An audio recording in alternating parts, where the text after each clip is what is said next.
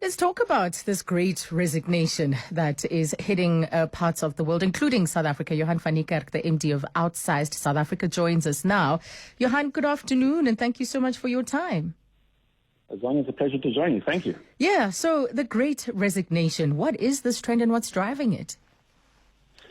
Yeah, I think your previous callers hit the nail on the head. Number one that most have identified internationally is burnout, and there's obviously multiple reasons for that. I think we've discovered that living online and remote and available all the time is very draining. It really doesn't work for many people. That's the one reason, but I think we should perhaps call it the great employment reset. Mm-hmm. There's many reasons. People are, I think we've discovered that when we are trusted, when we are measured on output rather than input, when we taste that freedom and have control over our time, it can be a wonderful thing. And so truly your previous caller really, she spoke about the burnout, but she also spoke about the opportunity that she saw, and that is to change her life from one of being a salaried employee to an independent consultant. And that's the work that we are doing. Wow. That's exciting. But the world of being a freelancer or contractor also has its own challenges because you don't have the organization to kind of buffer you against the hard winds out there. Yes. When you are employed, no, that is. Yes. Yes, and it's not for everybody. I think the one thing that we've realized is that we think permanent employment is permanent, and it's not always that secure. We've seen through COVID that certainly some people have had to be laid off. So maybe that sense of security that we've had for so many years is slightly misplaced. But being an independent consultant is being an entrepreneur. And you can hear that in those callers that you had. They have a dream. They want to follow something. So you do need to prepare. Businesses like ours play that connecting role in providing you with a network and a way to find opportunity. Certainly, it tends to be, we find those that have more experience, say 10 years plus of work experience, that have built a network, have people that they can contact. And often they end up consulting back into their old employers for part of that as a way to make that initial jump. Right. Let's take this call from Veli, then we'll tap into more around this in a moment. Hi, Veli. Hi, Azania. Yes. Veli, your thoughts on resignation? Yes, I recently resigned about 3 weeks ago. Uh-huh. Just like Tepi, I was enough. I was tired. I actually felt emotionally abused. Because I was in a position, I was in human resources, in a position where everybody wants answers from you. And at that moment, you are in the same boat as they are. You've got no answers, but everybody just expects you to have answers. The employer expects you to perform, and you just bend out. And the worst part with us is that our company was not doing very well. We have not been receiving salary for 5 months. So all of us were actually in the same boat. But I had to have answers. I had anxiety, I had sleepless nights. It was just too much. So it was time for me to say, you know what? I'm taking my head off. I'm okay. I'm enough. I'm done with this. Yes, and take the leap and take the leap and see what's out there. Yeah. So now I'm just figuring it out. I can actually go fetch my kids from school. I don't have to worry about flow to go to the office because this one and that one is looking for 3 months pay slips because they are promised to work somewhere where they need to provide those things. I don't have to stress about those things anymore. For me, it was just, what? I felt emotionally abused. And I was like, you know what? This is not right for me. This is not right for my family.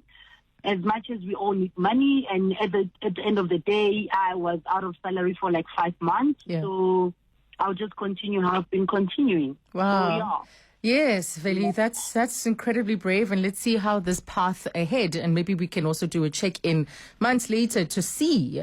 But Johann, what she's touching on is a very different kind of worker that companies will have to respond to, a different kind of contractor or freelancer or skilled individual that companies are now having to respond to. How should companies respond? Because when Veli, as an HR consultant, now brings or provides her services to you, she's coming to you with a very different set of experiences and expectations. Yes, I mean, it's precisely that combination of experiences and background that would make her highly desirable to a particular company out there. So what we see is that companies are coming to us with very particular requests to find combinations of skills. And as she now does more contracting, she's obviously going to build up a range of skills. We live in the knowledge economy. And, the one funny thing that I always find is that, we look at job hopping as a negative when you're looking between employers. But as a consultant, the variety of experiences that you've had working for a number of companies really plays into your hands and becomes a really valuable, marketable resource for yourself. So, companies really, I think, just need to have to accept that this is the way that it's going. They've always known it, but it's been such a small part of what they do. But this is where you need to set yourself up. You can try and do it yourself. It's obviously not easy, especially with the more specialist skills, and that's where businesses like ours come in and help the companies connect them to the right individuals and curate the consultants appropriately for them. But businesses should look into this and say, well, how are we going to ready ourselves for this? Because I think they've really made the first step, and that is that most of their workers in the knowledge economy are now working remotely and off-site, and that requires them to deal with them on a project basis. And that's really the first step towards having a portion of your workforce on a freelance basis. Right. So now the way the organization is structured is also forced to change, that you will increasingly become reliant on freelancers or contract workers versus full-time employees. Yes, absolutely. And that's not a bad thing. I think what we're seeing is that they can access talent that they couldn't access before. There's certain skills that where the people, like, take something like data science. Data scientists really value having a range of experiences and backgrounds and having worked in multiple companies, and you'll find people in financial services who want a data scientist who's worked in retail or some other area. So they're going to find that there's access to talent that they didn't have before. There's a flexibility there to be able to deal with the peaks and troughs that you invariably have within business. And as a result of all of this, there's a financial advantage. Right. Let's take a listen to another voice note. Yo, Aza, hey, this topic you are talking about, it hits home because I resigned and I was content. I was happy, thinking a new lease on life. But 5 years later, I can't get a job anywhere. I've been applying, but I can't. It just doesn't happen. So, I can say I was happy, but now I'm regretting it every day. Hi.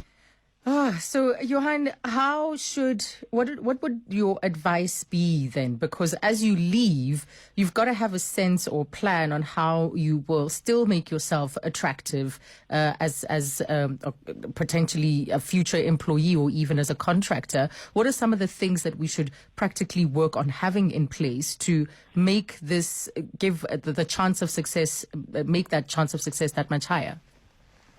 Yes, unfortunately, I suppose when you listen to these stories of burnout, it's easy to want to make a rash decision. Yeah. And when you're in the heat of it, in the thick of it, then, you just want to get out. You're right, you need a plan. So I think the first thing is that your timing has to be right in terms of you need some kind of financial stability or backup plan or support. That's the first thing. Like it really is like starting a business. You're going to take a dip and build up something. And that's wonderful and challenging at the same time. You don't need the additional stress of how do you pay the bills. If you therefore can't make that decision, start preparing. Start saving up some money. Start looking at the market. See where the jobs are. Your caller who just phoned in or sent a voice note, I think she's probably looking for a permanent role again. Open your eyes to the opportunity of contract work, of working as a freelancer.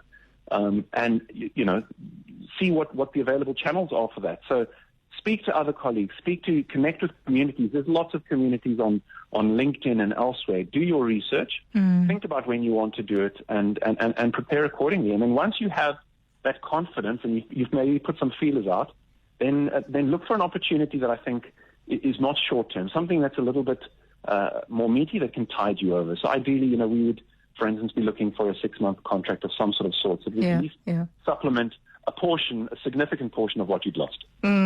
Yeah, because it's a very real fear that you will not find sufficient work to provide a stable income. But as you say, there are things that we can put in place and establish a strong professional network. Johann, thank you so much. Where do we check out Outsized?